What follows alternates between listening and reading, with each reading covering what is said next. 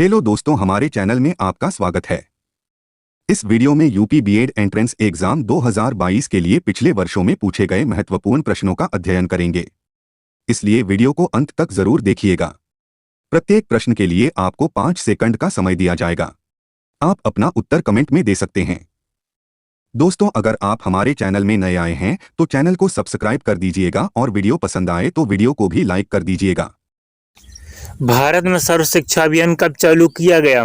आपके ऑप्शंस हैं ए 1998 से 1999, बी 1999 से 2000, सी 2001 से 2001, डी 2001 से 2002।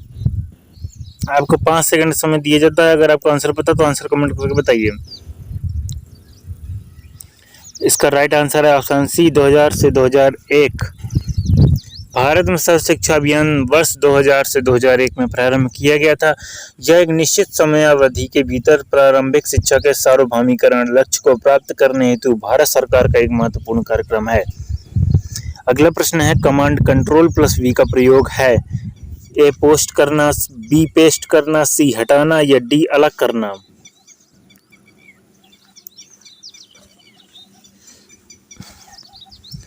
इसका राइट आंसर है ऑप्शन बी पेस्ट करना। कमांड कंट्रोल प्लस वी का प्रयोग पेस्टिंग से संबंधित होता है। यह क्लिपबोर्ड में कॉपी या कट किए हुए आइटम या टेक्स्ट को पेस्ट करने से संबंधित होता है। अगला प्रश्न है, राष्ट्रपति को राष्ट्रपति पद की शपथ कौन दिलाता है?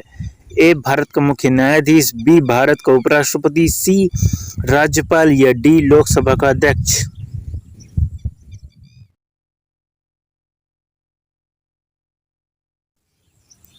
इसका राइट आंसर है ऑप्शन ए भारत का मुख्य न्यायाधीश। भारतीय संविधान के अनुच्छेद 60 के अनुसार भारत के राष्ट्रपति को उच्चतम न्यायालय के मुख्य न्यायाधीश या फिर उसकी अनुपस्थिति में वरिष्ठता न्यायाधीश द्वारा पद की शपथ दिलाई जाती है। अगला प्रश्न है, भारत के पहले सुपर कंप्यूटर का क्या नाम है? ए परम 1000, बी परम ईशान, सी परम 8000 या डी परम शिवाय।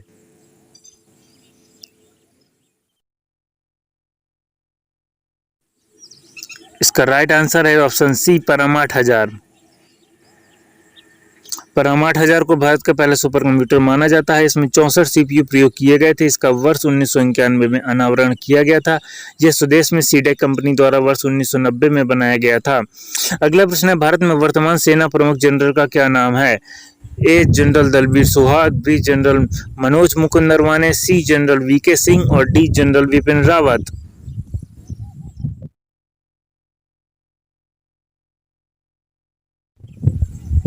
इसका राइट आंसर है option B general Manoj Mukund Naravane. Bharat में वर्तमान सेना प्रमुख मनोज मुकुंद नरवाने हैं। थल सेना अध्यक्ष की नियुक्ति मंत्रिमंडल द्वारा नियुक्त समिति द्वारा की जाती है। इस पद की अवधि 3 वर्ष या 62 वर्ष की आयु तक होती है। अगला प्रश्न है, बंगाल में दोहरी शासन व्यवस्था को किसने समाप्त किया? A Warren Hastings, B Lord Cornwallis, C Lord Clive, D Lord Dalhousie.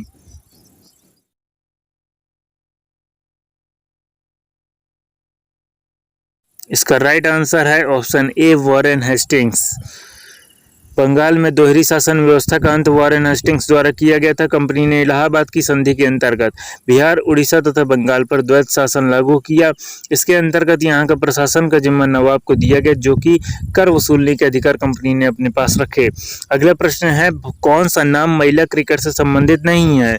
A Jhulan Goswami, B Harmanpreet Kaur, C Mitali Raj, D Deepika Kumari.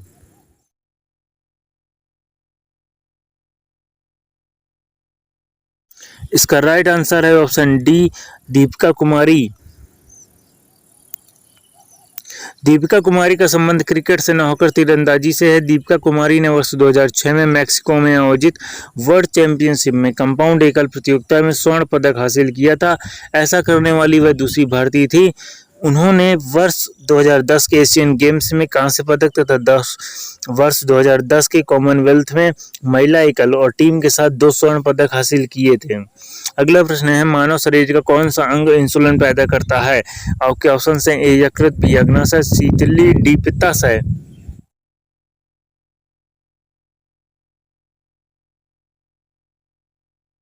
इसका राइट आंसर है ऑप्शन बी अग्नाशय। मानव शरीर का प्रमुख अंग अग्नाशय इंसुलिन का उत्पादन करता है। अगला प्रश्न है, भारतीय संविधान द्वारा कितनी भाषाओं को मान्यता प्राप्त है? आपके ऑप्शन हैं A18, B22, C24, D28।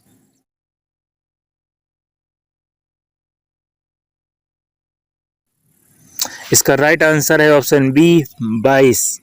संविधान की 8वीं अनुसूची में 22 भाषाएं मूल रूप से 14 शामिल हैं। ये हैं असमिया, बंगाली, बोडो, डोगरी, गुजराती, हिंदी, कन्नड़, कश्मीरी, कोंकणी, मैथिली, मलयालम, मैतई, मराठी, नेपाली, उड़िया, पंजाबी, संस्कृत, संथाली, सिंधी, तमिल, तेलुगु और उर्दू।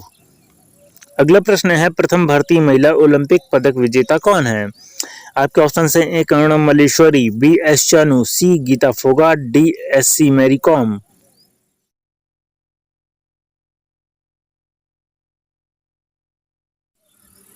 इसका राइट आंसर है ऑप्शन ए करुणा मल्लेश्वरी।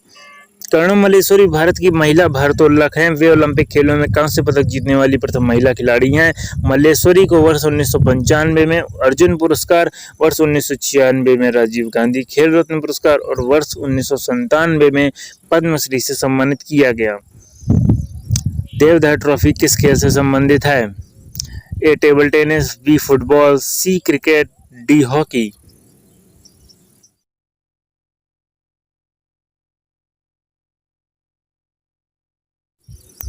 इसका राइट आंसर है ऑप्शन सी क्रिकेट।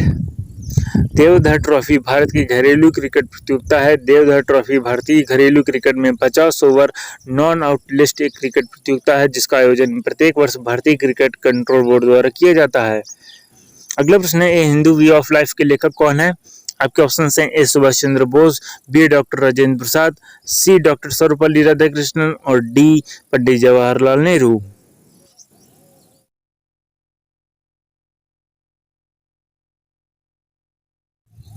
इसका राइट आंसर है option C doctor Sarvepalli Radhakrishnan.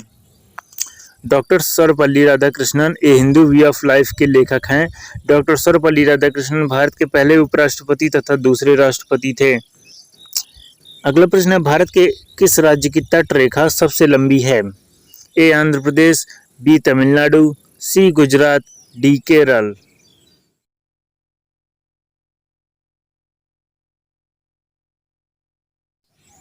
इसका राइट आंसर है ऑप्शन सी गुजरात। भारत के गुजरात राज्य की तटीय रेखा सबसे लंबी है। गुजरात की 1214.7 किलोमीटर लंबी समुद्री रेखा देश की कुल मुख्य भूमि के तट का लगभग 23% है। भारत में सबसे छोटी तट रेखा वाला राज्य गोवा है, जिसकी कुल लंबाई 101 किलोमीटर है। अगला प्रश्न, भारत की राजधानी कोलकाता से नई दिल्ली कब स्थानांतरित की गई? वर्ष 1912, वर्ष 1914, वर्ष 1913 या उपरोक्त में से कोई नहीं।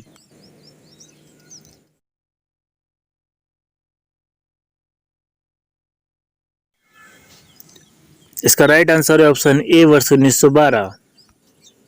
भारत की राजधानी कोलकाता से नई दिल्ली वर्ष 1912 में स्थानांतरित की गई थी। वर्ष 1912 में अंग्रेज शासकों ने यह महसूस किया कि देश का शासन बेहतर तरीके से चलाने के लिए कलकत्ता की जगह यदि दिल्ली को राजधानी बनाया जाए तो बेहतर होगा, क्योंकि यहाँ से शासन का संचालन अधिक प्रभावी होगा। इस पर विचार करने के बाद जॉर्ज पंचम ने देश की राजधानी को दिल्ली स्थानांतरित करने के आदेश दिए। अगला प्रश्न है, भारत में सर्वोच्च न्यायालय के किस न्यायाधीश को ग्रीन जज कहा गया? आपके ऑप्शन हैं ए के अय्यर, बी ज्ञान सुधा मिश्रा, सी कुलदीप सिंह और डी एस बालकृष्णन।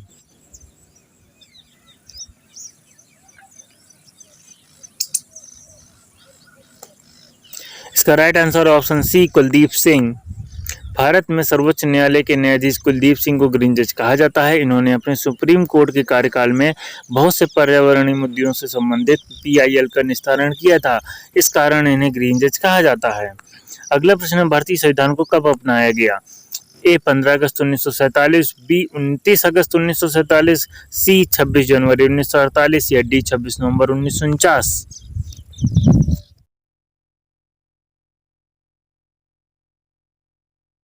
इसका राइट आंसर है ऑप्शन डी 26 नवंबर 1949। भारतीय संविधान को 26 नवंबर 1949 में अपनाया गया था, परंतु इसे लागू 26 जनवरी 1950 में किया गया था। डॉक्टर भीमराव अंबेडकर को भारत के संविधान का जनक कहा जाता है। अगला प्रश्न है माई कंट्री माई लाइफ पुस्तक के लेखक कौन है? ए लाल कृष्ण आडवाणी, बी डॉक्टर मनमोहन सिंह, सी राजदीप सरदेसाई या D Venkaiah Naidu.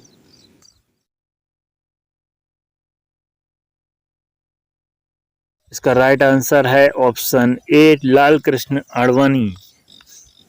My country my life पुस्तक के लेखक लाल कृष्ण आडवाणी है। इस पुस्तक का विमोचन 19 मार्च 2008 में तत्कालीन राष्ट्रपति अब्दुल कलाम द्वारा किया गया था। अगला प्रश्न है भारत में कौन पहली महिला पुलिस महानिदेशक बनी? ए कंचन चौधरी, बी सुमित्रा चटर्जी, सी अमृता शर्मा या डी शालिनी गंगवार।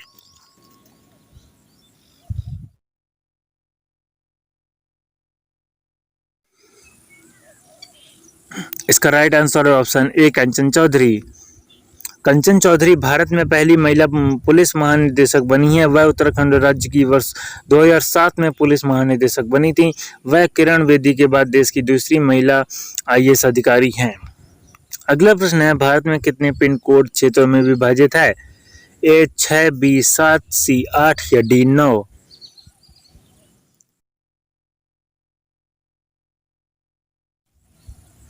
इसका राइट आंसर है ऑप्शन डी 9। भारत में 9 पिन कोड क्षेत्रों में विभाजित है। पोस्टल इंडेक्स नंबर या पिन कोड भारतीय डाक द्वारा प्रयोग किए जाने वाला 6 अंकों का कोड है। इसकी शुरुआत 15 अगस्त 1972 को हुई थी। अगला प्रश्न है रेड क्रॉस की स्थापना किसने की? आपके ऑप्शन हैं ए डेनिस डॉल्टन ने, बी हेनरी ड्यूरेंट ने, सी जेम्स कैमन ने या डी जेम्स मिचनर ने।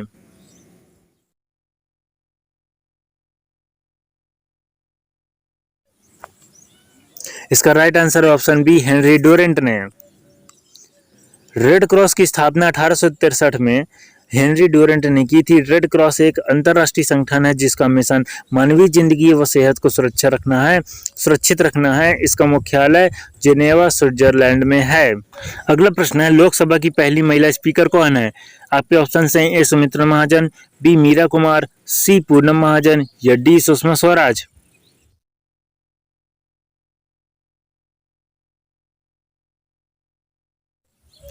इसका राइट आंसर है ऑप्शन बी मीरा कुमार। लोकसभा की पहली महिला स्पीकर मीरा कुमार थी। इन्होंने 15वीं लोकसभा में बिहार के सासाराम लोकसभा क्षेत्र का प्रतिनिधित्व किया।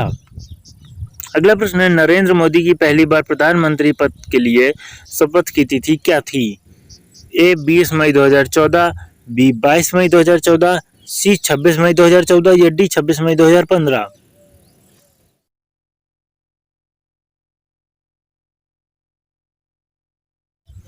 इसका राइट आंसर है ऑप्शन सी 26 मई 2014। नरेंद्र मोदी ने प्रधानमंत्री के रूप में पहली बार शपथ 26 मई 2014 को ग्रहण की थी। इससे पूर्व वे गुजरात राज्य के मुख्यमंत्री थे।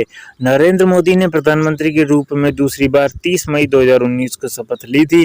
प्रधानमंत्री को शपथ राष्ट्रपति के द्वारा दिलाई जाती है। अगला प्रश्न है वर्ष 1918 में महात्मा गांधी का सत्याग्रह किसके समर्थन में था? आपके ऑप्शन हैं ए किसानों के, बी मजदूरों के, सी जमींदारों के या डी पूंजीपतियों के।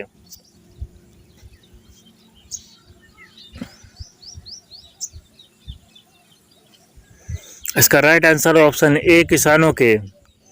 महात्मा गांधी ने वर्ष 1918 में गुजरात के खेड़ा जिले में किसानों की फसल नष्ट हो जाने के बावजूद सरकार द्वारा लगान में छूट न दिए जाने के कारण सरकार के विरुद्ध किसानों के साथ दिया और उन्हें यह राय दी कि जब तक लगान में छूट नहीं मिलती यह लगान देना बंद कर दें। अगला प्रश्न है शरीर की सबसे बड़ी ग्रंथि है? ए अग्नाशय, बी यकृत, सी अमाशय या डी उपरोक्त में से कोई नहीं।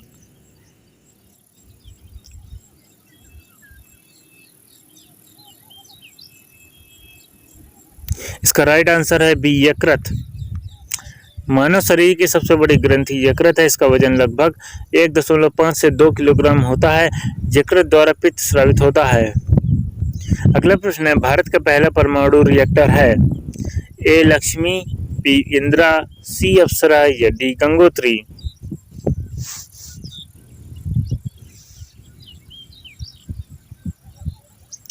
इसका राइट आंसर है ऑप्शन सी अप्सरा। भारत ने परमाणु युग में 4 अगस्त 1956 में उस समय प्रवेश किया जब देश के पहले परमाणु रिएक्टर अप्सरा का शुभारंभ किया गया। इस रिएक्टर का डिजाइन एवं निर्माण भारत द्वारा किया गया था, परंतु इसके लिए परमाणु ईंधन की आपूर्ति ब्रिटेन द्वारा की गई।